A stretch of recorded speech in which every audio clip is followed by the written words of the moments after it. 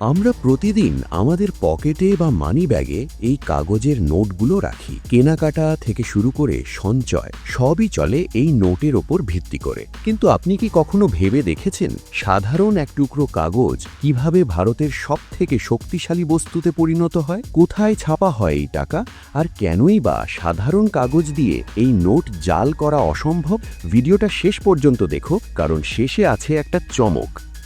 শুরুতেই একটি ভুল ধারণা ভেঙে দেওয়া যাক। আমাদের হাতের এই নোট কিন্তু সাধারণ কাগজ দিয়ে তৈরি নয়। যদি এটি সাধারণ কাগজ হতো তবে পকেটে ঘামলে বা ভুল করে জলেতে ভিজলে এটি গলে যেত। তো ভারতীয় টাকা তৈরি হয় 100% তুলা বা কটন দিয়ে। এতে মেশানো হয় বিশেষ ধরনের গঁদ এবং লিনেন। এই মিশ্রণটি নোটকে অনেক বেশি টেকসই এবং মজবুত করে তোলে, যাতে হাজারবার ভাঁজ করলেও এটি ছিঁড়ে না যায়।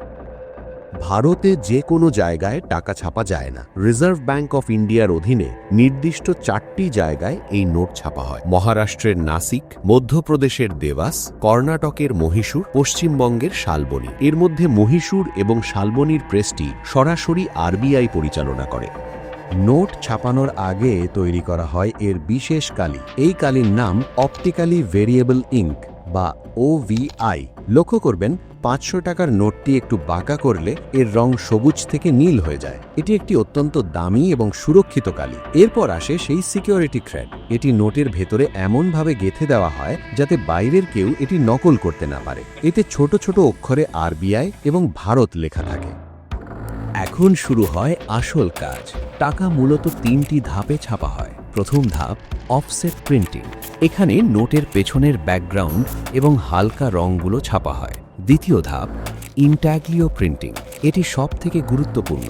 এখানে নোটের ওপরের মূল নকশা, মহাত্মা গান্ধীর ছবি এবং অন্ধ ব্যক্তিদের চেনার জন্য যে উঁচু বিন্দুর মতো চিহ্ন থাকে তা ছাপা হয়। এটি স্পর্শ করলে একটু খসখসে মনে হয়। তৃতীয় ধাপ নাম্বারিং।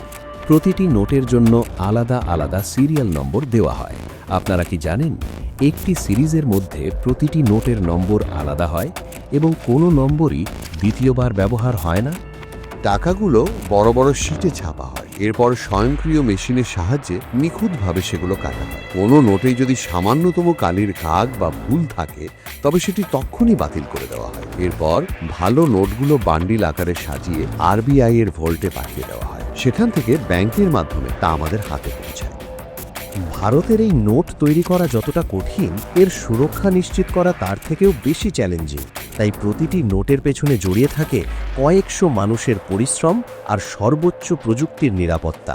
আশা করি পকেটে থাকা নোটটির যাত্রা সম্পর্কে জেনে আপনার ভালো লেগেছে। এই ভিডিওটি কেমন লাগলো কমেন্টে জানান, আর এমনই সব অজানা তথ্য জানতে চ্যানেলটি সাবস্ক্রাইব করে রাখুন। দেখা হচ্ছে পরের ভিডিওতে।